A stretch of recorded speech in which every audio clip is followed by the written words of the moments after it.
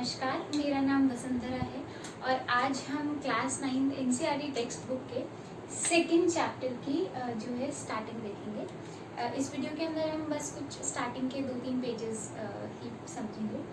तो इसमें बात की गई है, पहली बात तो चैप्टर का नाम है संविधान निर्माण यानी कॉन्स्टिट्यूशन का द कंस्ट्रक्शन ऑफ कॉन्स्टिट्यूशन या फिर कॉन्स्टिट्यूशन संविधान का निर्माण करना, वो कैसे निर्मित हुआ। कुछ स्टार्टिंग की पेजेस के अंदर दक्षिण अफ्रीका की बात की गई है, तो हम ध्यान में आता होगा कि बहुत ग्रेट पर्सनालिटी थी नेल्सन मंडेला नाम। दक्षिण अफ्रीकी थे वे मूल रूप से और वहाँ के क्रांतिकारी थे, बहुत काम किया है उन्होंने, देशभक्त थे और जो भी कुरीतियाँ थी समाज में उसके खिलाफ उन्होंने बहुत काम किया है, बहुत बोला है। तो अगर हम चैप्टर के कुछ स्टार्टिंग की चीज़ें देखें तो ये 1964 के अंदर जो है आजीवन कारावास हुआ था नेल्सन मंडेला को। अब आप सोचेंगे कि आजीवन कारावास क्यों हुआ 1964 के अंदर, और बता दूं 28 वर्ष के लिए उनको कारावास हुआ था। तो नेल्सन मंडेला जो थे काले रंग के दिखने वाले थे, अश्वेत थे, श्वेत नहीं थे। तो जैसे कि ईस्ट इंडिया कंपनी इंडिया में आई थी ना, आकर के अंग्रेजों ने ईस्ट इंडिया कंपनी बनाई और यहाँ पर धीरे धीरे करके राज कर लिया। तो यहाँ पर तो जो है ब्रिटिशर्स बहुत बड़ी संख्या में रहने नहीं आए थे, मगर दक्षिण अफ्रीका में जो ब्रिटिशर्स थे, जो श्वेत लोग थे, वो बहुत संख्या में रहने आ गए थे। तो मतलब बहुत उनकी संख्या हो गई थी, तो एक तरह से वो राज करने लग गए थे और उनके अंदर ही घुल मिल गए थे कि कॉमन लोग भी वहाँ पर थे और ऐसा करके बहुत लोग रह रहे थे। तो उन्होंने धीरे धीरे करके व्यापार किया, व्यापार के हेतु गए थे और फिर उन्होंने शासन करना शुरू कर दिया। तो 1964 में नेल्सन मंडेला, जो कि अश्वेतों के खिलाफ होने वाली जितनी भी प्रताड़नाएं की जाती थी उनके ऊपर, जितना भी उनके खिलाफ कोई भी काम होता था, तो उसके अगेंस्ट वे बोलते थे और इसी कारणवश जो है उन्हें और 7 अन्य लोगों को, नेल्सन मंडेला के साथ और लोग थे, उनको भी आजीवन कारावास की सजा जो है सुना दी गई थी।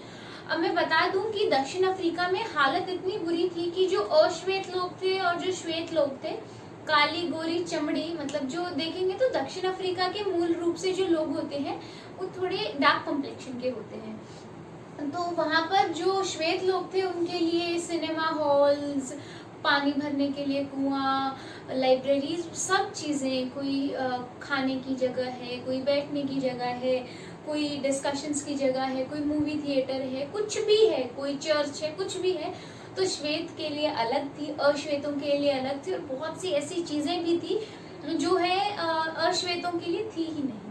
तो बहुत उनके ऊपर प्रताड़ना, उनके ही देश में उनके ऊपर प्रताड़ना की जाती थी। जो मीडिया थी, जो न्यूज़पेपर्स वाले थे, जो टेलीविजन वाले थे, क्रांतिकारी थे, सब पे बैन था, सबके ऊपर कंट्रोल सिर्फ गवर्नमेंट का था। जो वो दिखाना चाहते थे, जिसका प्रचार प्रसार वो करना चाहते थे, वो उसे नहीं करने देते थे। तो ये कुछ हालत थी जिसके खिलाफ जो है नेल्सन मंडेला ने आवाज उठाई, लोगों को एकत्र किया, उसके अगेंस्ट काम करने लगे एक रेवोल्यूशनरी वे के अंदर। तो उन्हें जो है 1964 में आजीवन कारावास सुना दिया गया और वो 28 वर्ष जेल में रहे। उसके बाद हालांकि बाहर निकाला, वो हम आगे डिस्कस करेंगे। तो संघर्ष क्या था, संघर्षकर्ता कौन थे और 1950 में क्या हुआ। तो 1950 एक ध्यान देने वाली डेट है, क्योंकि 1950 से जो है क्रांति शुरू हुई।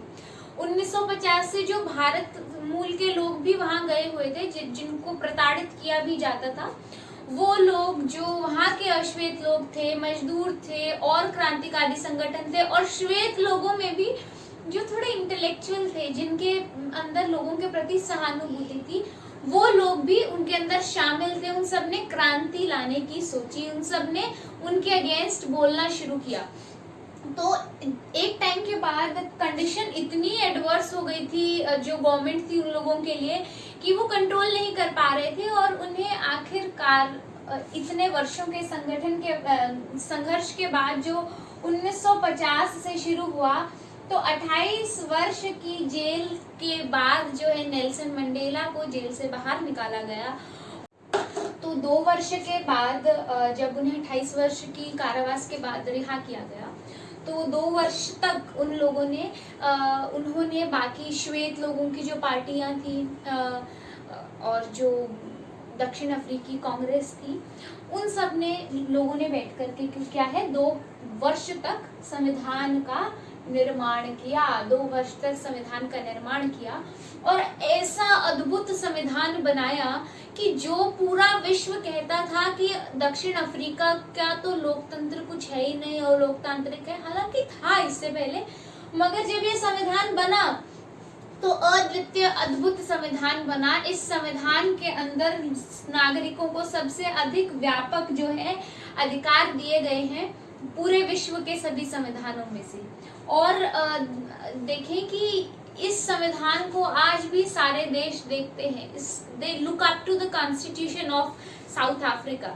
एंड आज की जो स्थिति है अगर हम देखें तो वो हम अगर सोच विचार करें कि ये सब हुआ कैसे, तो ये कैसे हुआ, लोगों के दृढ़ निश्चय से, क्रांति लाने के भाव से, इस भाव से कि अब ये सहन नहीं करना है, अब इसके अगेंस्ट बोलना है, और उसके बाद भी इतना सहिष्णु